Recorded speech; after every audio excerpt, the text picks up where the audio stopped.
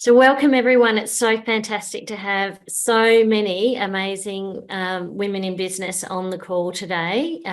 We've got this fantastic topic, a very, very hot topic, particularly with what's going on in the world at the moment and with the recent Optus breach. It's very, very pertinent.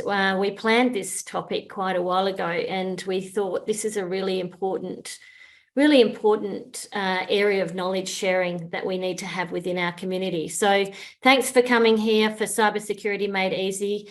We have our knowledge expert, Caitriona Forde, on with us today. And before we actually start, I'd just like to welcome everyone here and let you know that I am the National Director and Founder of Business Women Australia. We originally started as Women in Business WA in 2008 and became a national group in around 2015-16, and we've got chapters all around Australia and we do a lot online so that we're very accessible. Before we start our formal part of today, I'd just like to acknowledge the country in which we're meeting all around the nation. I'm actually sitting here in the beautiful country that is a part of the Whadjuk people of the Noongar Nation. And I'd like to pay respects to elders past, present and emerging. The BWA vision is one where everyone's valued and can contribute to the greater good. We love our puppies, we really love working from home, and we love the fact that we can connect online across the board and bring whatever it is to the table and share with each other the collaboration that we do as women in business. We're really about building the pie, sharing the knowledge, making things bigger and better for women, and really raising that visibility of female leadership. People say, is Business Women Australia just business owners? It's not. We have a lot of professionals and executives that are also in the community, and we're actually finding that we're doing a lot more with students of business as well, which is really exciting. So really, leadership is not a title. Leadership is really comes from a frame of mind, comes from a philosophy. I just want to bring everyone's attention to our website because we have a lot of information on here, and I don't think people realise that a lot of it's accessible.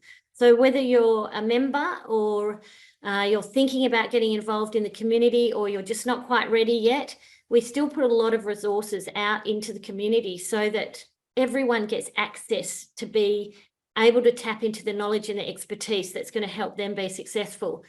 We do disc flow certification.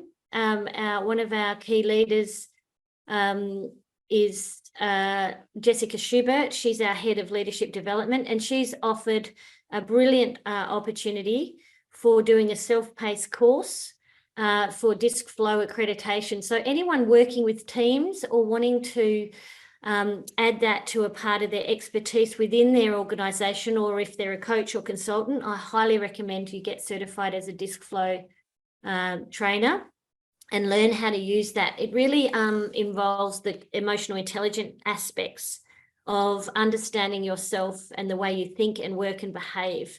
So some of you might have heard of DISC. DISC flow is that emotional intelligence aspect. So it's a sort of the next generation of DISC. We also offer coaching accreditation with our partners at FireUp. FireUp is a registered RTO that's also aligned with the ICF, the International Coaching Federation, and one of our members, Kathy McKenzie over in Sunshine Coast, works with us to make this available for Business Women Australia, who I believe anyone who's aspiring to be a leader should actually get qualified with coaching skills. Whether you're going to become a coach or not, the coaching skills in leadership are very powerful. Core Business Foundations is all brought to us with our collaboration with the Thought Leader Academy. That's our Anne-Marie Cross. You might have heard of her as our podcasting queen. She's a marketing extraordinaire. And if you have a business and you're trying to work out your services and products and how to package them, and then how to amplify your message to your ideal target market, this is a really low cost, short course that is absolutely worth its money, and it's very discreet. So I highly recommend you have a look at these training and these learning. To join us You can just pop up there on our top right-hand corner. You can join us online at any time, and you can access the latest Buzz magazine. All our premium leaders get the opportunity to put in an article that's great tips. You can download that. It's freely available, and share that with people in your community. So thanks for letting me actually go through all that. I want to get out of that back into my PowerPoint. So I'm going to jump out of there and share again. So I'm in here. Okay. So how many of you, it'd be really interesting to see how many of you use the directory. On our directory too, we have all our members listed. So if you're looking for an expert or looking to refer one of our members to someone who's asked for a good accountant or a good IT person or what have you, then you can find them on our directory and send them through the link, and reach out to them, ask them for questions, ask them to, as a sounding board. All our members are so generous with their knowledge. So it's around this sort of the friendships that we make and the connections. It's more than the events, and it's more than a networking group. It really is a collaborative group, and there's a lot of collaborations that go amongst our members outside the BWA calendar.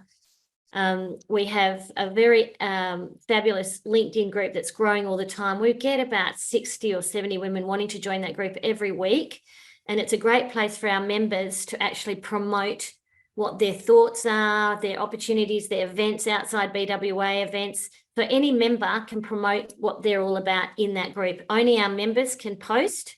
So that's worth its while. Make sure as a part of your strategy, your marketing strategy, that you're posting in that group, because it really does.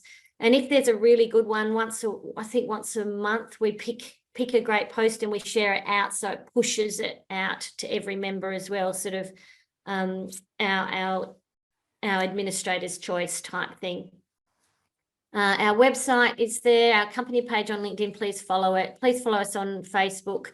We're on Twitter and Instagram, and we would not be able to do what we do without our premium level members like Caitriona and our partners that sit in the background and help us with all the logistics that make a big group like this work well on a very lean budget.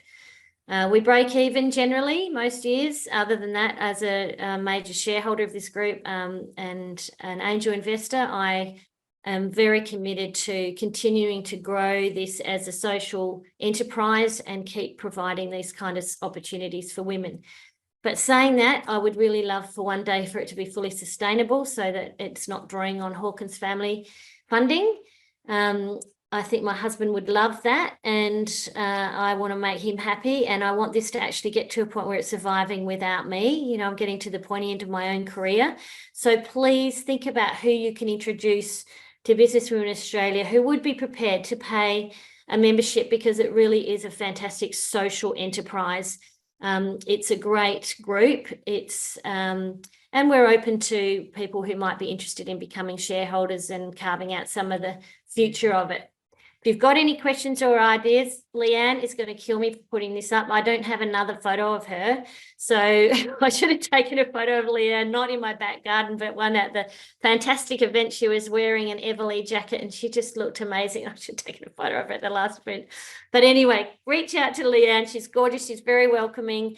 She can tell you more about membership. If you've got an idea for a collaboration, if you want to host a venue or set up a chapter, she's the go-to person. Upcoming events, so much on in Sydney. We've got the walk and talk in the Domain. We've got about 20 women registered for that. It'd be interesting to see how many get up at 7 o'clock in the morning to actually do it. Perth Cheese and Chats with the wonderful Vita Carlino in Inglewood at the Inspiration Space. We're talking about self-care in the workplace over a glass of wine. Chatham House rules, no fixing, just holding space for each other, a lot of sharing and a lot of great friendships that come out of that. 26th of October, the lunch at the beautiful Jarrah Infusion, Mandurah and Murray. We've got Kathy Smith, our Southwest head of our chapters, our coordinator, and she's also a shareholder in Businesswomen Australia on the call. Reach out to Kathy if you're coming in from that area, or if you're looking at getting involved in any of the Mandurah, Murray, Bunbury, Rockingham groups. Have a chat to Kathy. And in Bunbury, we've got the Southwest Panel Empowering Entrepreneurship that we're doing as a collaboration with Oz Industry, and that's on the 28th of October. online soul leadership, power and purpose and meeting with the gorgeous Emma Gray on the 4th of November. So that's online. We'd love you to come and join us for that conversation. It's going to be a brilliant one. And on the 7th of November in Melbourne, they're really going gung-ho. They've just had a virtual meeting. They've had a catch-up. They've got this morning tea going on in Chadstone, and they've got an end-of-year event on the 2nd of December. So Melbourne's really rocking and rolling. And again, in Walk and Talk every month in November, and as well as Cheese and Chats in Perth. And then we've got the goal setting with the gorgeous Gemma Heaney on the 18th of November. It's a good time to do that. So book in for that, because it's a good time of the year to really reflect on what's worked well last year and start thinking about the goals for the next 12 months that are going to be the priorities. And this is just carving out some time, some headspace, and to have a great facilitator like Gemma is really wonderful that she's giving us that time to help us. I'm going to use that. Definitely. Lyn, can I add 2 more to that calendar, please? Yes. 2nd of November, we have a collaboration with NBN Co, which is in Rockingham. Oh, yes. And Caitriona Forde will be one of our special guests there. And then the 2nd of December, we have Christmas party in Baldivis. So save the date for that. Baldivis. So 2nd of December, 2nd of November. 2nd of November, fantastic. That's on, and that's an afternoon? Yes, it's an after hours, starts at 5 o'clock, and it's at the Yacht Club in Vale Street, Rockingham. Okay, fantastic. And are they up in the BWA calendar? I do believe so. Awesome, great. Okay, so Leanne might want to just check that they're all up and in our calendars. Okay, now let me introduce, thanks Kathy, that's brilliant. Let me introduce the amazing Caitriona Forde. So she was the Whitworth Tech Plus winner, was it 2020? Yeah, 2020. God, it's gone fast. It felt like it was only the other day. Or did you win another one recently? No, well, I got nominated for Australian Women in Security last year. Yeah, that's right. I saw that too. Amazing. And you've got this amazing West Coast Cyber podcast. Yes. You're a certified practitioner in EMP. You're actually, what I love about you is that it's the passion that you bring to this subject. I mean, before it was even a hot subject, you were passionate about it. You made this decision to get out of really well-paid, secure roles as CEOs of IT companies and set up this business from scratch because of this passion that you had. And I think if anyone knows anything about this impact of the 10 million plus cyber attacks that happen every year, it's you, Caitriona. And I think I can remember talking to you when you first started your business that you were really driven by this desire to educate and train people and build their knowledge so that they're protected. And that's what we love about you. This is really coming from that deep place of meaning and purpose in your life. And I think that's obviously why you've been so successful. And I'd just like to say to everyone, if you have a question that comes up while Caitriona's doing her presentation, please pop it in the chat box. We are also going to have a little breakout session.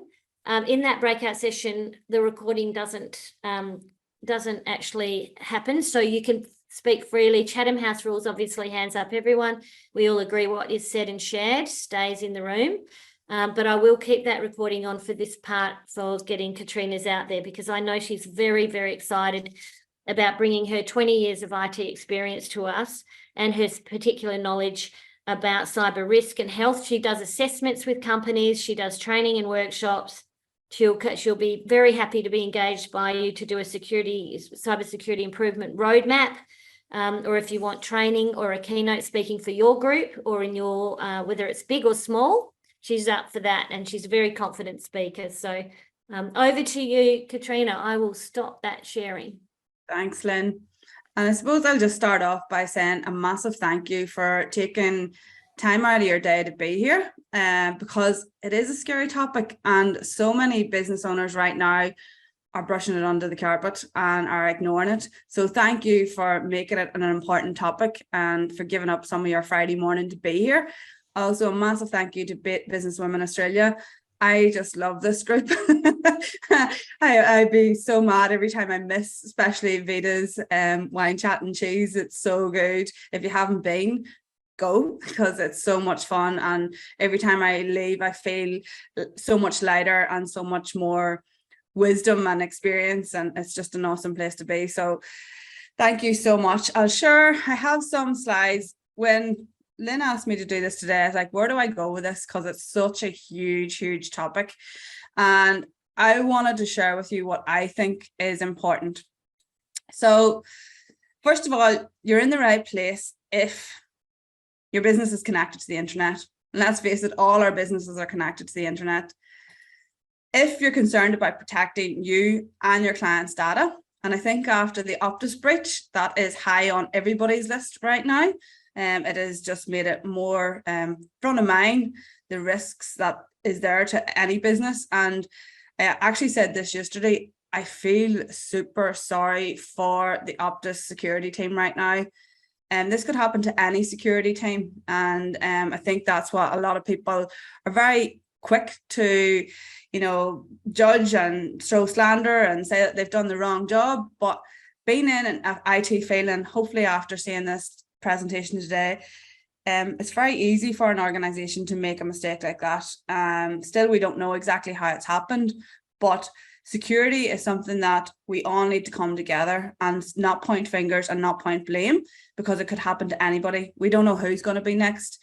Organizations spend millions of dollars on security and hackers still get in, and that's what we need to remember. You're also in the right place today if you don't think you need to protect your business, because hopefully today I will show you why you do.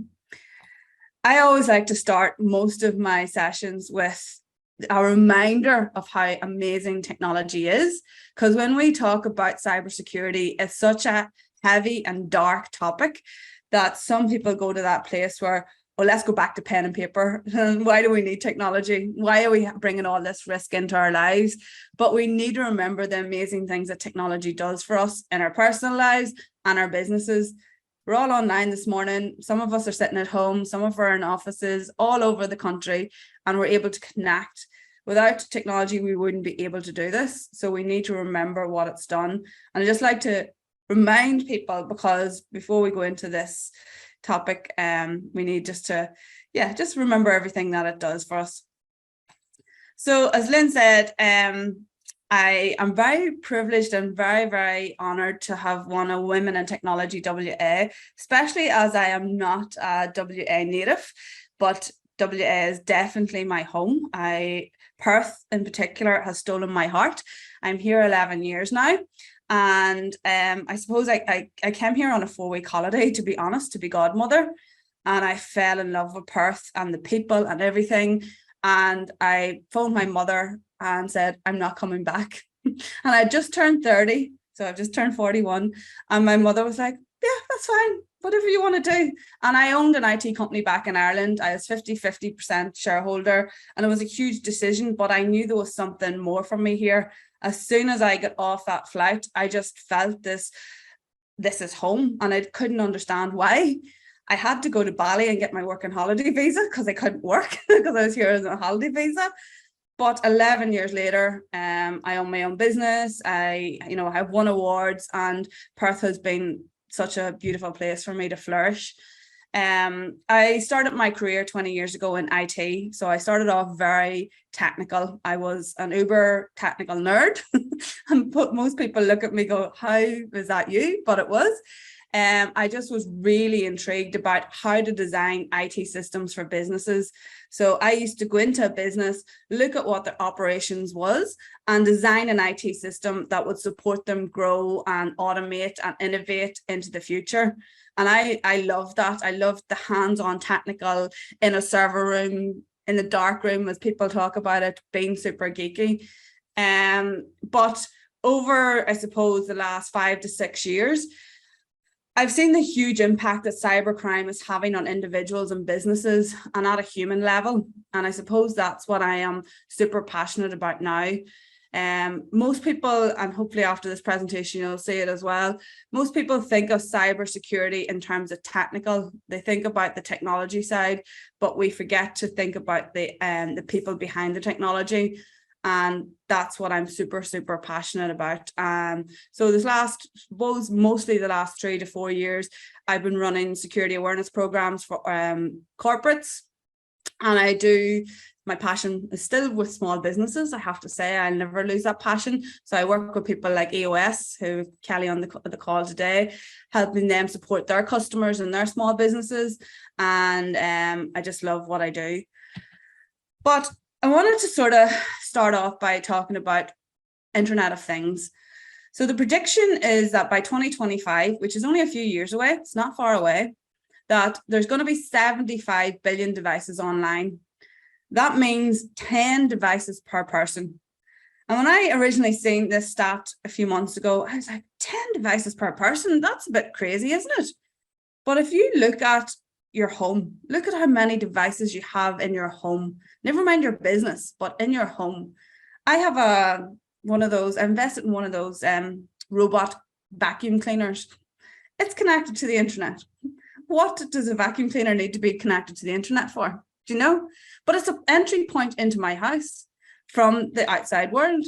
You've got CCTV cameras, you've got BB cameras, you've got fridges that's now connected to the internet. You've got kettles, you have toasters, you've every device coming now that's connected to the internet. That gives hackers and cyber criminals an entry point. Every single one of those devices is an entry point into your life or into your business.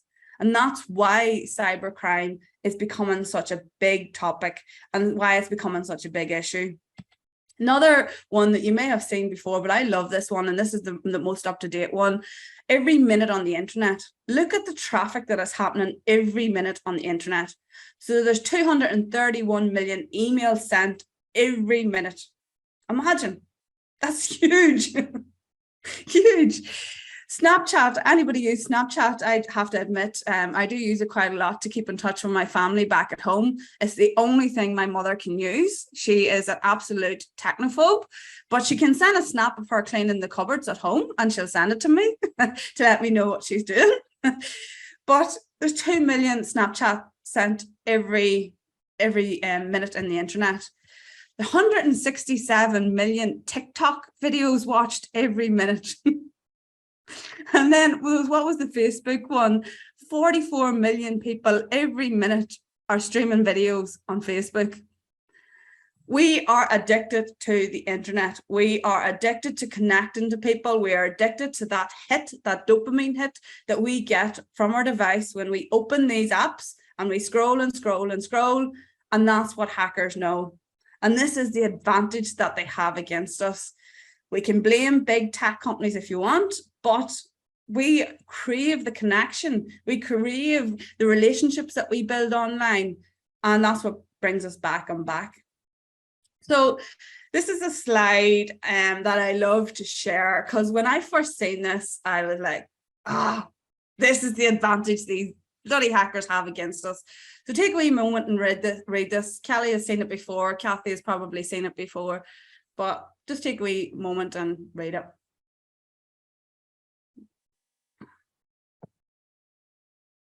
So you can read it. I see Lynn shaking her head. Leanne, you can read it. Estelle, I see you shaking your head. This is how my husband sends his texts. And you can still read them. But when I first seen this, and when I studied my master's at ACU in cybersecurity, and this is one of the things that came up. The human brain doesn't need to see every single letter in a word, but we know what the word is. So you've been able to read this, not a problem. Hackers know that. So they know when they send us emails that we're going to skim through it. We're too busy to look at every single detail. We can skim through it, and next thing we maybe have clicked on something suspicious. So this is the advantage that they have against us.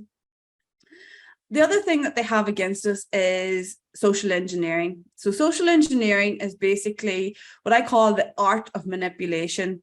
It's the art of manipulation that gets you to do things that you wouldn't normally do. So whether it's to give information, click on links, it's basically knowing what triggers us. And I wanted to share some of the ways that they use social engineering. So they play on the fact that we are fearful. So you might get an email from the ATO saying you owe tax. You need to look at this, you owe tax. Or you might get a phone call from the ATO saying your tax file number has been part of a fraud. We need to help you fix that. So automatically they know that anything that we fear, we might react to. I had a lady reach out to me, and she might actually be a Business Women Australia member, I'm not sure, but she's a photographer. She's not originally from Australia. She's from a European country, and English is her second language. She's only been in Perth a few years, and she's still getting to know the taxation system and how it works. She got a phone call from what she thought was the ATO saying that her tax file number had been part of 29 different fraudulent transactions, and that the ATO needed to suspend her tax file number to figure out what was going on. And they said, we want to help you with this. We want to make sure that you're safe. We want to protect you. So what we need to do is transfer you through to our secure team, who is going to set up a secure bank for you to make sure that your money's safe. We're afraid that the money in the bank, your bank account, could get lost or could be compromised. So they put her through to another department, and she was really freaking out. And she said that she thought this was legit. She didn't know that it was a scam. Then the second person said, yes, don't worry, we've got this under control. The 19 different fraudulent transactions, we'll sort it out. And she was like, hold on a second. And that was the only reason that she knew that it wasn't legit, was because the second person had said 19 and the first person had said 29. And then she lifted the phone and phoned me going, Caitriona, I'm just onto the phone with the ATO. Is this legit? What's happening? But she was very, like, if they had said 29 the second time, she would have set up a bank account and she would have transferred her money into that because she didn't know. So this is the type of thing that they play on, fear. Another thing that they play on is greed. You might wonder, how? Investment scams in Australia are the biggest way people are losing money right now. Think at this stage this year, and we've still a few more. This was up until August of this year. ScamWatch has said that Australians have lost nearly 400 million in investment scams this year. Cryptocurrency scams are on the rise. We want to make more money. We want to invest. We want to be abundant and have a financial free life. So therefore, hackers know that. So if you're somebody that are interested in cryptocurrency cryptocurrency investments, and you see something about your friend maybe posts online, I've just invested in this new crypto, get onto it, you're going to make money. Well, you might be interested to do it. So therefore, hackers know it's one of the things that they can get us. Another is like property. A lot of people invest in property and might take risks, might not do their due diligence. And that's what we're seeing at the moment, is that's what they're playing on. Another one is curiosity. We're very curious beings. You get an email saying, bonus report. What? Who's getting a bonus? I'm not getting a bonus. Is somebody in the business getting a bonus and I don't know about this? Why am I not getting a bonus? So you might click on that email. Or you might get an email saying extra days annual leave. Oh, we're getting another holiday this year. Oh, didn't know about this. Click on it. Finance report. Oh, is this the business finance report? Somebody sent that to me by mistake. Let's have a look. And we're curious. Hackers know that. Queen Elizabeth passed away recently. The amount of phishing emails that we started to see about her death and about things relating to her death. How did she die? When is she getting buried? How has she been buried? What happened with Prince, her husband? All these different things. They know that things like this happening in the media and the news that we're interested on, we're likely to click on. So we've seen at the start of the pandemic, the amount of different emails around COVID and different things with COVID, some of the big disasters in the world, same thing, they will start to send emails around to say what's happening. Next one is helpfulness. We all want to help somebody. You get an email from your friend, your manager, your boss, somebody in your business asking for help. You straight away, as human beings, we want to help. We've seen this where they target CEOs in businesses, and they'll set up a fake Gmail account in the CEO or the managing director's name. And they'll send an email to some of their staff in the business and say, hey, I've been locked out of my emails. I had to send you an email from my personal account. Can you help me? And if it's your boss or your CEO, you're not going to say no. And you might not know that that's their personal email. So therefore, you might want to help. Other ones that we've seen is that they target senior leaders in organizations and pretend to be them, and then send messages to team members asking them to go and buy gift cards. It's a big one, is that especially if you're relatively new in an organization and you don't know the lay of the land, you could easily fall for it. Yeah, that one happened to us when one of my chapter leaders in East Coast actually sent me a text going, so what do you want when I get the gift card? Who did, remind me, who was it that you wanted me to give it to? Yeah. I went, what gift card? And she goes, the email you sent me about the gift card. Yeah. I rang her up and I went, oh God, someone's actually got into your system and worked out that I'm a person that you talk to this sort of stuff about. So not me. I said, have a look at that email. And they went back and had a look at the email, and they thought it was a really weird email, but just to share you guys, because I was traveling. That's it's one that we see quite a lot. Another one that I seen a few months ago, I was doing some work for an investment company in the city, and the finance lady, there's 3 directors in this business, and one of them is a bit flamboyant. So he buys things as a business expense that he maybe shouldn't buy, but the business knows and accepts it. So she got an email saying, I've just bought a horse. Can you transfer $42,000 into this account? And she didn't question it because he's flamboyant. He buys these kind of random things and sends emails asking to pay the invoice. So she didn't question it. She went to pay, but the daily limit was $40,000 and she couldn't. And they were literally, I was in the office when it happened. They were literally sitting side by side. And I heard her saying to him, I can't pay that $42,000 for the horse. And he was like, what are you talking about? Wow. Yeah, it's happening all the time. It's just every week I'm hearing another story where someone who thought that they were being asked by, a legitimate colleague to do something that's like, oh, can you just sort this out? And often at a time where it's like on a Friday afternoon where it's right down to the timing. So there was a CEO email to one of the accounts people saying, look, the contract's coming, but just chuck this down payment into this account. And this young accounts person was very trained up in the due diligence side of things and rang the PA and said, what is this? And the PA went back to the CEO and said, hey, which contract is this one about? That's $27,500 into that account that you want as a down payment. The CEO goes, no, there's no contract. We never do that. That's not how we do things. You guys know that. And they went, oh, wow, okay. And it was actually the right email. Yeah. They'd actually used that. Somehow they were working out the emails and sending. And so it was legitimate. Normally it's a weird email. Yeah, well, that's business email compromise, Lynn. So that's what they've probably hacked into their mailbox and actually sent it from their mailbox. That's what we're seeing quite a lot at the moment. Kelly has had customers that it's happened to. I've had customers that's happened to, and where you end up paying fake invoices. I had a customer 2 weeks ago, same thing. They got an email on the Friday afternoon from the CEO that was traveling, asking to pay two $50,000 invoices. And they must have known that the business limit was $60,000 daily limit. So they broke it down into 2, and the 2 went. And again, CEO was traveling, so they couldn't ask the question, and they paid the 2 invoices. And then on the Monday or Tuesday, once they got in contact with the CEO, they realized that they shouldn't have, because they didn't come from him. His email had been hacked. He'd been traveling as well, so that's how his box got compromised.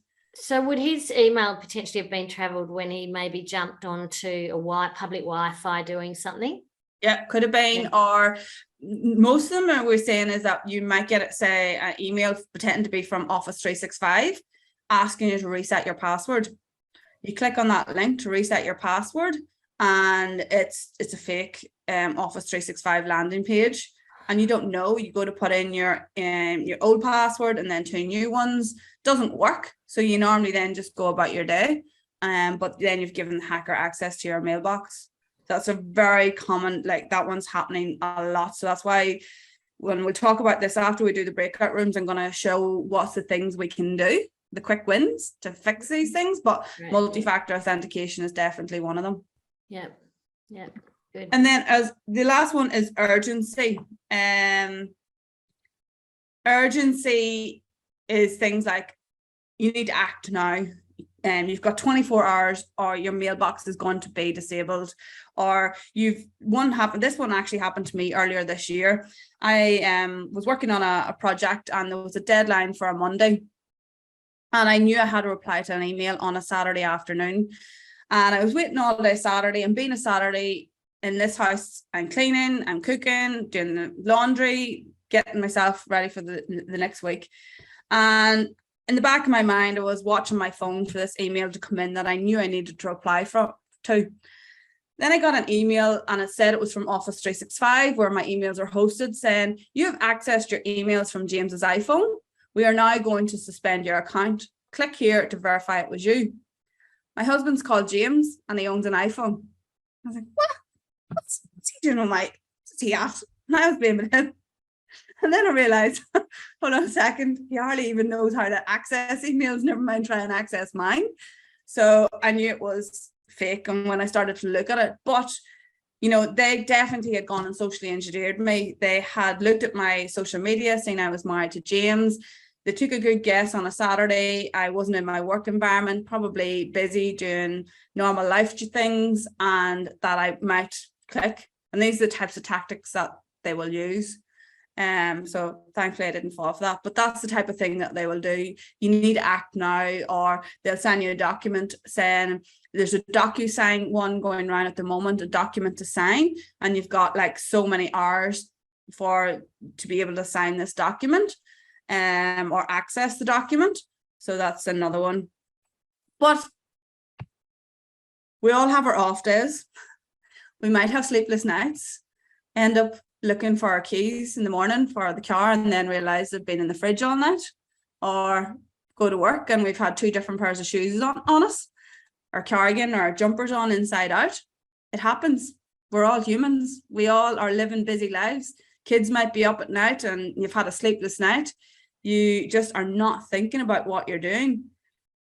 The new working from home situation, you might have kids from home in the school holidays over the last couple of weeks. The amount of Teams and Zoom calls I've had with parents with kids at home, and you know, the noise. I've 2 dogs, and sometimes if somebody comes to our gate, they go mental and you know, you just forget what you're doing, and before you know it, you can make a mistake.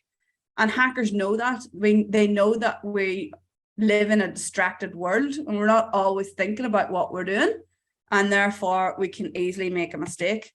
And that's okay. You know, that it's not about not making the mistake. And this is what I am very passionate about teaching, is that I see so many organizations that are coming down hard on people for making that mistake. We need to embrace that we are going to make mistakes. That's just who we are. And these hackers know how we make mistakes. So what the hackers also know is that we have some mindset and limiting beliefs around technology. Many people here says some of these things. I hate tech. I didn't grow up with technology. That's a common one I hear quite a lot. I didn't grow up with technology. It's just too hard. Can't do this. It's just too hard. Technology doesn't like me. How often has people said that? It's always breaking on me. Technology doesn't like me. Technology is not my friend.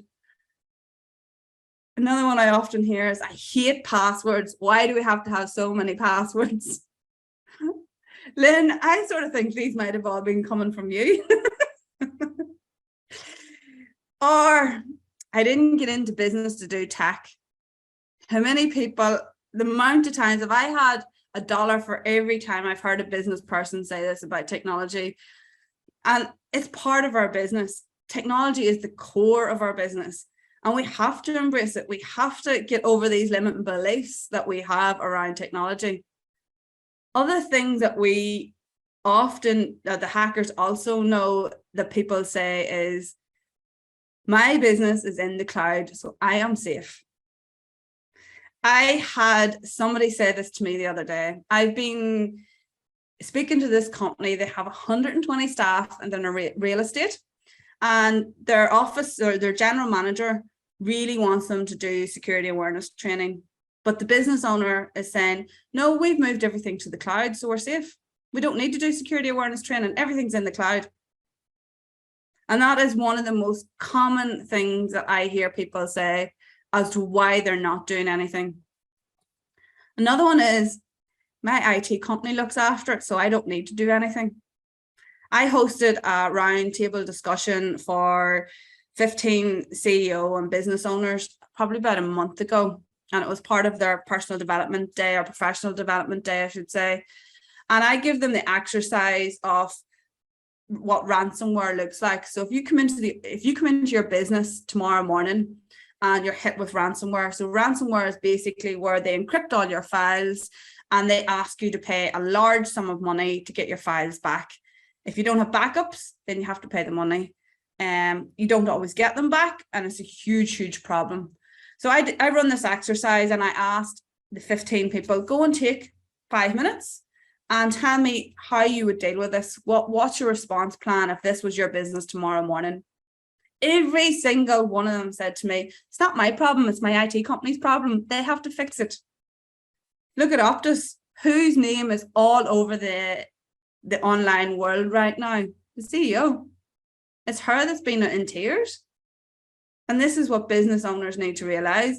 Your IT company or your IT team are not going to be the ones that's reputation is going to be damaged. It's going to be whoever's at the helm, whoever is the leader in that organization. And that's something that we need to think about. So hope that has given you some things to think about. And we now want to go. We're all feeling a little bit nervous right now. And it's not to be nervous. And this is what today's session is about, to try and empower you to realize that we all just need to take action. And that's the big thing that I see is missing right now. How many people say, I need to change my password, but they put it off, or I need to do this, but they put it off, and thinking it won't happen to me, or it'll happen to somebody else. And that's what it's about. It's about taking action and knowing that it's something that we're all in together. And the only, I often hear people say, humans are the weakest link in cybersecurity. And I challenge that. We are the best defense. We are the best asset for any business. You upskill your people, you upskill your team, you upskill yourself. You can protect more than technology will. So today we wanted to sort of go into a breakout session to try and help tease this and have a discussion about this in a little bit more. I don't know what size of groups we're going to go into, Lynn or Leanne, but yeah, I'll probably put about 3 people per group, per little room. Yeah. So basically just introduce yourself, and then we wanted to discuss why are SMEs not taking measures to protect their business and staff from cybercrime, and how do we change this? If anyone finds that they're in a room and no one's in there, just jump out and I'll allot you to another one, because some people have got their cameras off, so I'm not sure if they're sort of half listening and can't get in. So I'll open all the rooms now. So have you all got that? So amongst yourselves, choose your speaker who's going to come back with that kind of a bit of an executive summary of why you believe as a group SMEs are not taking the measures to protect their businesses and staff from cyber criminals. So what would be the reasons why they wouldn't do this, and how do we change this? And when we come back, we'll have a bit of a discussion, and then I will share what I believe are the quick wins for every business to do to put security in place. And it's my top tips as to what you can do that won't cost an arm and a leg, but will definitely keep you safe. That's fantastic. Thanks. And how much time do you want us in these breakout rooms? Let's give 15 minutes. Okay, maybe, yeah, okay. And if you think that that's too long, then just jump in. But I think 15 minutes would be a great time to then get to know each other. Okay, over to you to facilitate. Thanks, Lynn. So I've been in some rooms, and that was absolutely really good conversations. So who wants to go first to share some of the highlights or insights from their room?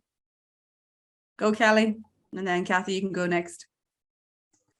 I was in a room with Estelle and Becky, and Lyn jumped in, but I think the main things that came out from both of them in particular, and these are things that I already know, is many companies, they do have CEO or somebody, general manager, that's looking after IT, and it's only a very small part of their role. So it doesn't become a priority to them. So for the business as a whole, IT is just not a priority, even though, as you said before, it's the core of their business and how the business runs successfully. They don't see it as a priority because it's just a tacked on part of their job role. Becky brought up in particular, just the lack of understanding, the lack of awareness, and the lack of education. And then also the lack of education around the ramifications if something was to happen.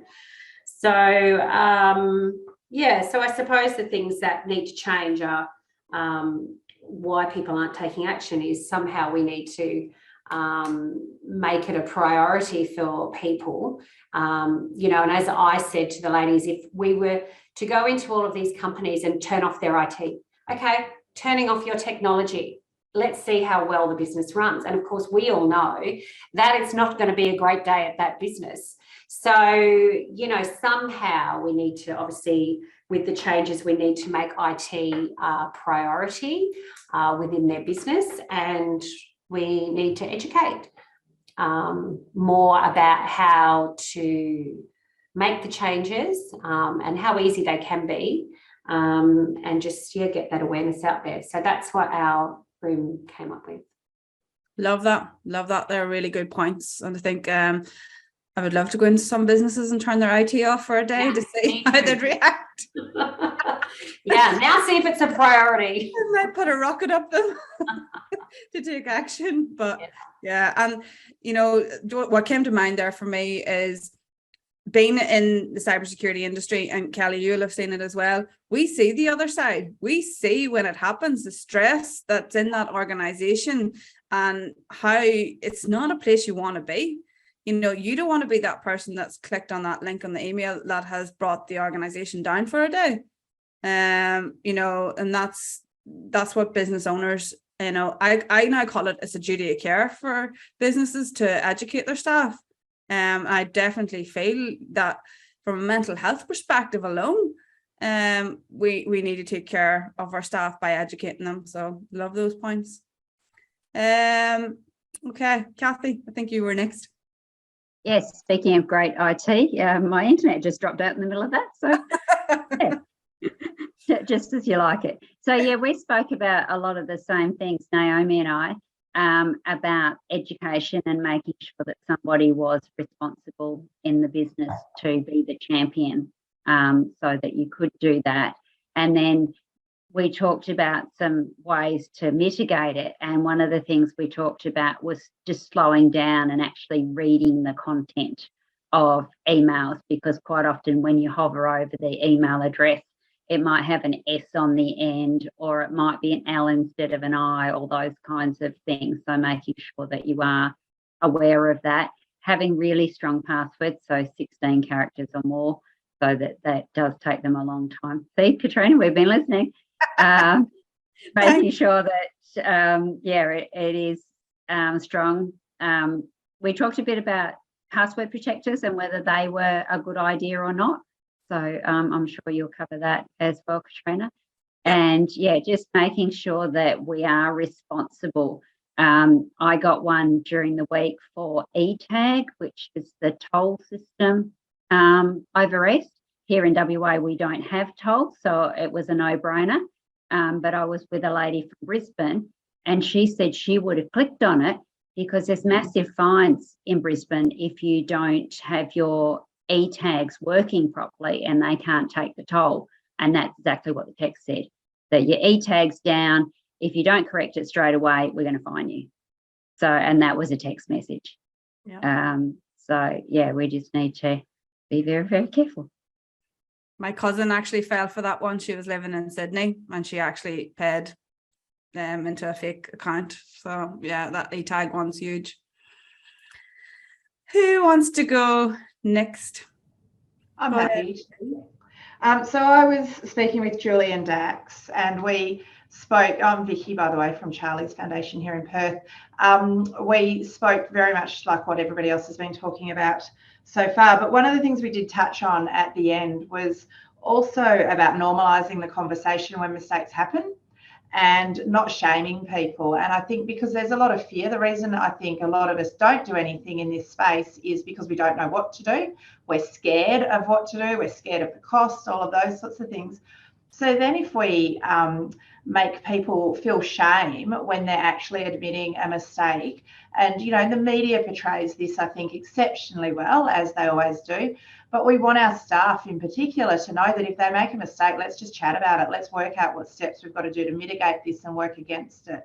Rather than, you know, I think Caitriona was telling us that, you know, there's clients that she's had where, you know, you make 3 mistakes in this space and you're gone. Well, we don't want that. We want people to take accountability for it. I'm certainly working it into people's job or KPIs, some level of responsibility. But again, it's not going to be a sackable offence, and we don't want to shame or upset anybody. But together, collectively, we've got to educate our teams, educate ourselves, and make sure that it's a safe space for people to learn and grow and protect our organisations going forward. Thank you, Vicky. That just is music to my ears, to be honest, because that's exactly what I teach in the organisations that I deliver security awareness programs for. It's about creating that safe space to speak up. And it's about rewarding the good behaviour when you do speak up or when you've made a mistake. So one of the things that I do is what we call simulated phishing campaigns. So we send out fake emails to see who will click. And people think, oh, that's a bit harsh. But it's actually a really proven method and technique for changing people's behaviours for phishing emails. But what I do is, instead of reporting all those people that have clicked, I say, congratulations to the 500 people that spotted that that was a phishing email and that has reported it to the IT team. So reporting, you know, being the positive behaviour and putting gamification around it to make it fun. And one of the organisations, Tan and Kelly, that I run this thing called the Cyber Ninja Challenge. Who wants to be a cyber ninja?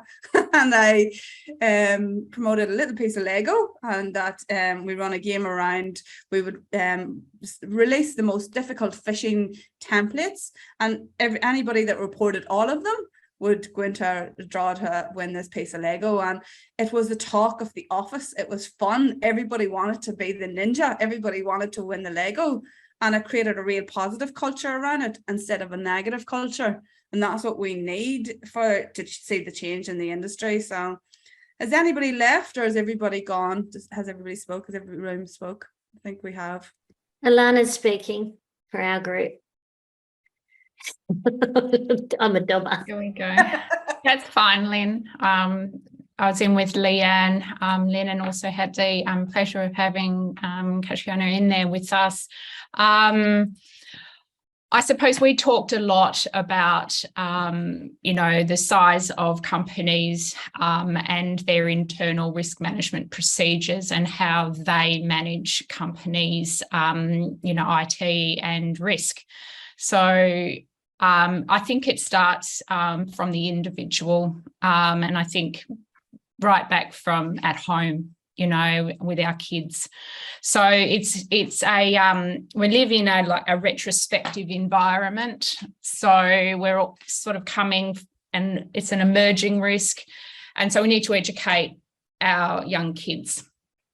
And then that changes the attitude and the risk appetite, because our leaders, they sit around a board room and they sort of like saying, what are our risk exposures? What is going to cause us a financial loss? And how would we respond and react? One of them should be cyber. Are they testing their cyber security? And are they doing test runs, subjects within the company, and simulating hacks and attacks and all of that with their staff? So one thing is the individual and the employee being responsible for their contribution, but it's also from a board level. What are we doing as leaders, and how are we responding, and how are we behaving in this environment? Are we making it important? How are we prioritising it? How does it look? And all of these proactive, the training sessions, great. Education is key.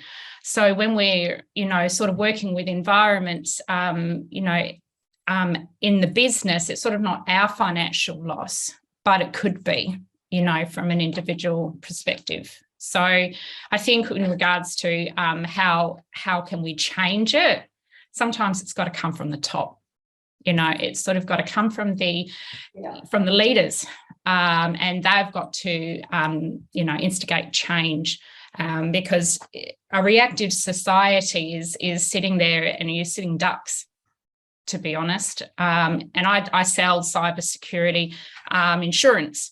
So talking to my clients and getting them on board, is quite the challenge with the conversations that we've got to have. And if they've had a person that they're close to in business who've experienced it, yes, okay, so I've got examples. Why do we have to wait for examples? Why are we not putting those parameters in place? But as far as our response, I think it starts at home. We need to look at ourselves as individuals and how we're protecting our families and us as individuals. And I think that'll carry into the workplace and the SMEs, and being able to safely talk about it. So you're right. Thank you so much, Alana. And those 2 points that you made, that it comes from the top and it starts at home. I've seen organizations where the board and the senior leaders are on board and they support any initiatives that you do in the cybersecurity team, that the change that you can make in that organization, where if you go into an organization where the senior leaders and the board don't care, then it's really, really difficult to make that change. And for cyber awareness to work, people they always say, what's in it for me? So if you can teach them, okay, we're going to show you how to stay cyber safe at home. We're going to teach you the things that you need to learn to keep you and your family and keep, your community safe. Then they want to take part and they want to learn and they want to know how to do better. So I love those points. They're fantastic. So we've got 10 minutes left and I'll try and share my slides again. And I'll share with you what I feel we can do. So people may have seen this before. So cybersecurity is built on 3 pillars: people, technology, process. And unfortunately, a lot of people just focus on the technology. They don't look at the process. They don't look at the people. And that's where we're falling down. We need all 3 to make this work. Without one of them, it falls down. And that's where a lot of organizations, unfortunately, I seen a stat earlier and I'll try and get it up on my phone because I had to screenshot it because it just really resonated. I should have had this up about It is from a really well-known cybersecurity expert in the UK, and it said most organizations spend less than 5% of their IT security budget to fight 99% of the risk. So i.e. they're spending less than 5% on the human element, which is exactly right, and that's what we need to do. So from a technology perspective, there's certain things. You'll hear a lot about Essential 8. We need to have this Essential 8 in place. And that's sort of the government standard of what cybersecurity should look like from a technology perspective. And, definitely every organization should be working towards these Essential 8, especially if you're a larger corporate. But if you're a small business, this could look very, very overwhelming for you and might not have the budget to do this. So what are the top things that you can do in your business if you don't have the budget? First of all, making sure that you back up your crown jewels. So what is it that's important in your business to make your business operate? Some people don't think about your website. For your business, is your website an important part of your business? I worked with a small business last year who didn't realize that their website had been hacked, and it was offline for 3 months. And that was their primary source of leads, was their website. They couldn't understand why leads had started to dry up and why they weren't getting new opportunities. When they went and had a look, they realized it was their website. So making sure that you're backing up what's important, and also testing that backup. My famous saying is, your backup is only as good as its last test. So many businesses get caught out. They say, oh, we have backups, we're okay. And then they get hit with a cybercrime, try to restore from their backups, and maybe realize their backup hasn't been working for 2 weeks. So they lost 2 weeks worth of data. As Kathy mentioned earlier, password manager. At this day and age, we all need to have a password manager. If you don't have one in your personal life, go and do it this weekend. Honestly, it will save you so much grief and so much hassle. In my presentations that I deliver for organizations, I teach how easy it is to hack passwords. Hackers know the techniques that we use to create our passwords. Hackers look at, for instance, the data breaches that have, and look at the method that we all use. Most organizations that we do like a security password audit, about 80% of the passwords in most organizations are hackable. So we need to let password managers generate the passwords for us, because we're creatures of habit. We will think of something that's important to us, something that we can remember, and therefore it's easily hacked. So a password manager will do that all for you. Multi-factor or two-factor authentication, wherever you can, on your social media accounts in particular. This year, I am not joking, every day I wake up to somebody sending me a message telling me that they've lost their social media accounts. On Monday, I had the girl from my native land, Northern Ireland, they tried to steal her social media accounts. Her young son was born with half a heart, and they've been on a huge journey trying to get him just to help him, survive and all the surgery. And she's sort of documented it through her Instagram account, and the hackers try to steal that. So, from a personal perspective, of her losing such a important part of her and her son's journey would have been devastating. She didn't have multi-factor authentication set up on her social media account. I've helped another small business who they were turning over, they're not really a small business, they were turning over $1 million a year, but they were selling products through their Instagram account, lost their Instagram account, went out of business, couldn't recover, and took them 5 years to grow that account. So multi-factor authentication wherever you can, social media accounts in particular. Patching and updating your software and your operating system. So when Microsoft or Windows asks you to do an update, do it. There's a reason why they're asking for those updates. Those updates fix the security vulnerabilities in your operating system, and moves data to a secure cloud. And be careful about where you move your data and where you host your data online. Not all cloud vendors have the same security. So do your research and make sure that you know that it's secure. Also, if you're in the not-for-profit space, be careful where that data is being stored. We don't realize that in Australia, some people don't realize that in Australia, we have legislation, meaning that the data has to be held within Australia. So you're making sure if you're using an online or a cloud provider, you know where their servers are hosted and that data is not going anywhere else. But if you're a small to medium-sized business, find a good IT provider and work with them. Don't try and do it on your own. It's just too much. From a process perspective, and this is an area that I see so many businesses neglect. Having, an acceptable computer use policy, having a bring your own device policy. So if you allow your staff to set up emails on their mobile device, their mobile phone, have you a policy around that? Have you a policy to say, we've given you a laptop, but your kids are not allowed to use that laptop for their homework in the evenings? What are the policies that you have in place? And have you communicated those policies with your staff and your teams? So many times I go into corporates and have all these wonderful policies, but nobody knows about them. They're maybe on a link on their intranet or their SharePoint, but nobody has an idea where to find them, what's in them. It's not worth the paper that they're read on if people don't know what the policies are. Other things like password policies, things like don't share your passwords, things like locking your computer when you get up and go to make yourself a cup of tea or coffee.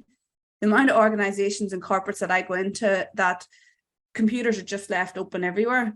One of them, I done an exercise about 12 months ago where I printed a thing of Post-it notes, and on the front of it I said, thank you for leaving your computer open. I've just had a nice nosy around your computer. And then I said, please turn over.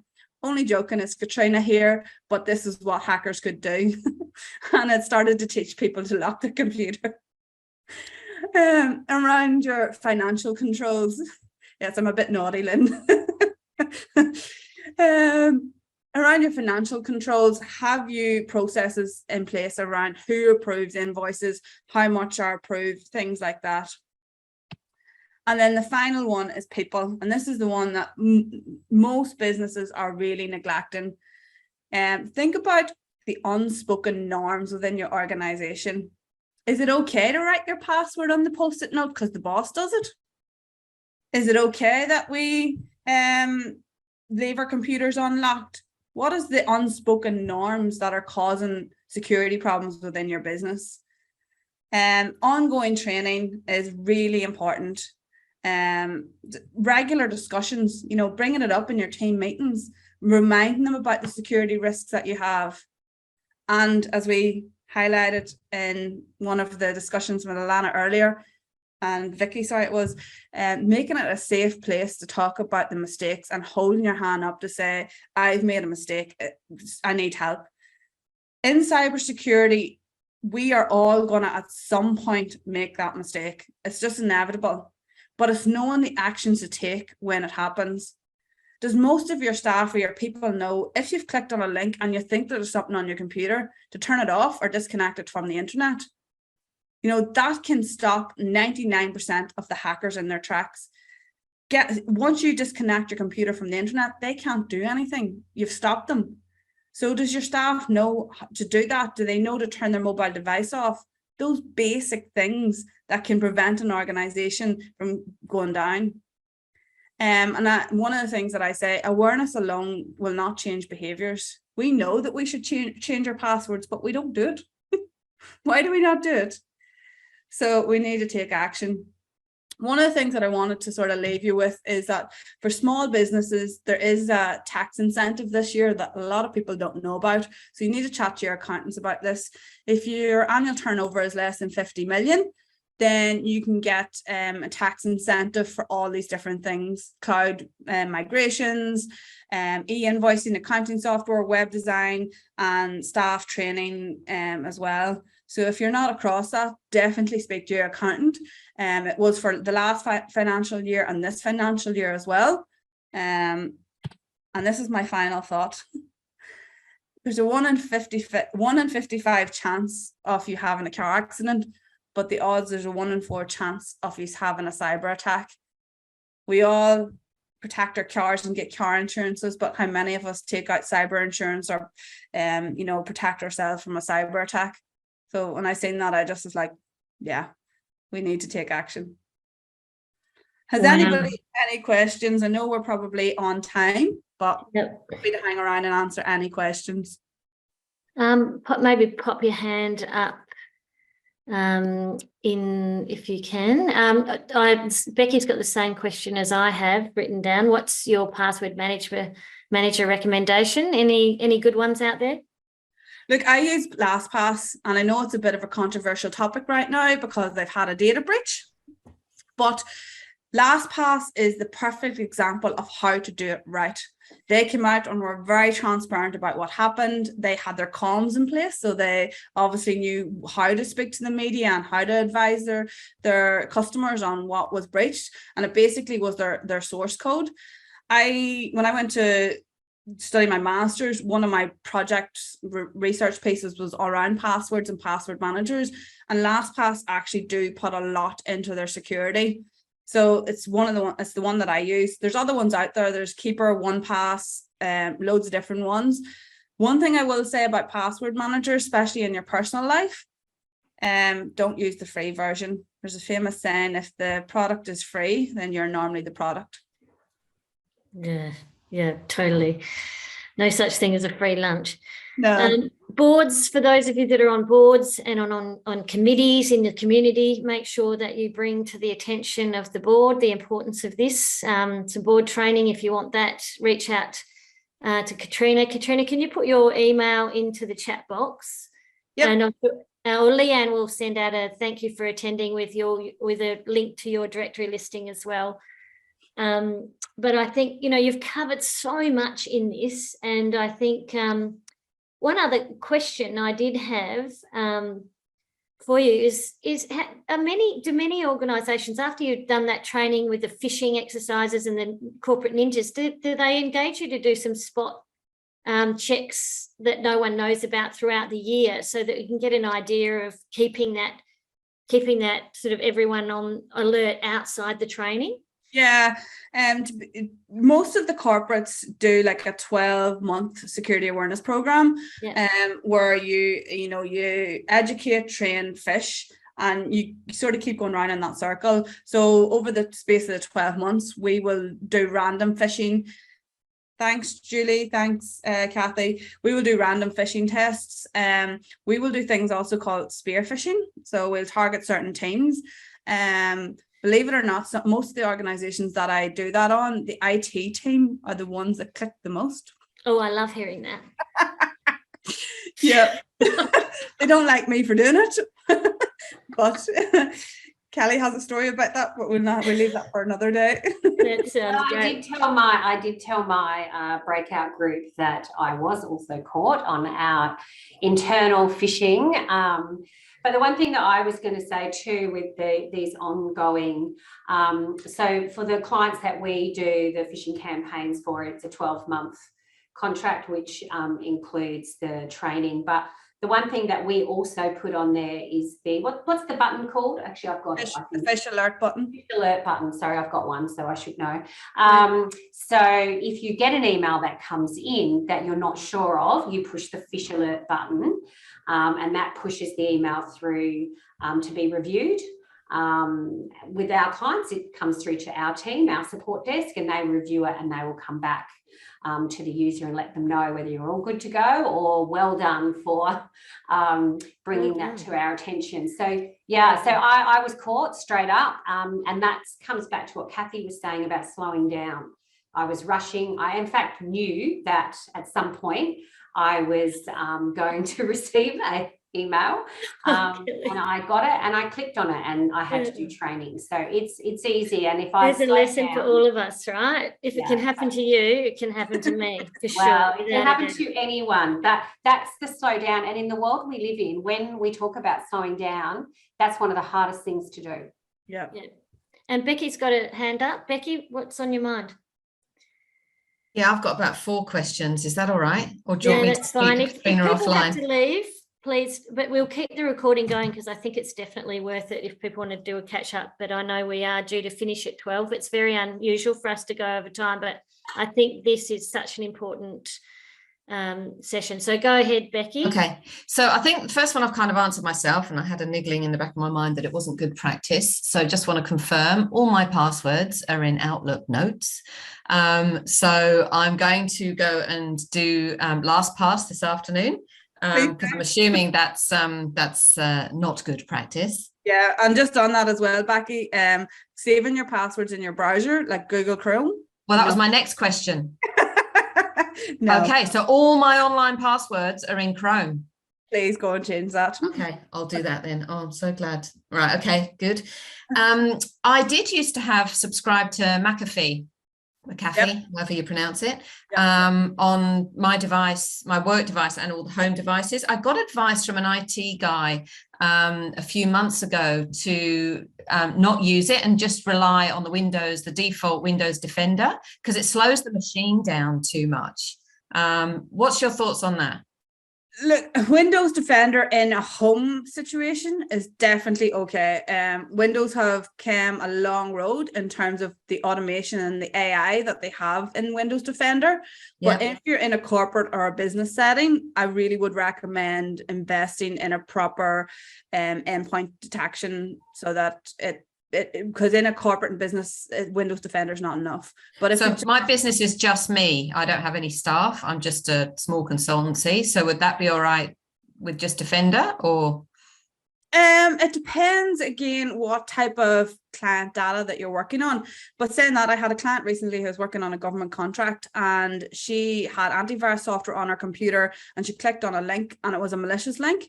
Windows Defender caught it, but the antivirus software, which I think was McAfee as well, didn't. So right. Interesting. I would say you're probably safe with Windows Defender as long as you keep it up to date and it's running regularly. Okay. I had a text from a friend the other day saying that she's got some spam emails from me. I'm sure we've all received them from other people we know and vice versa.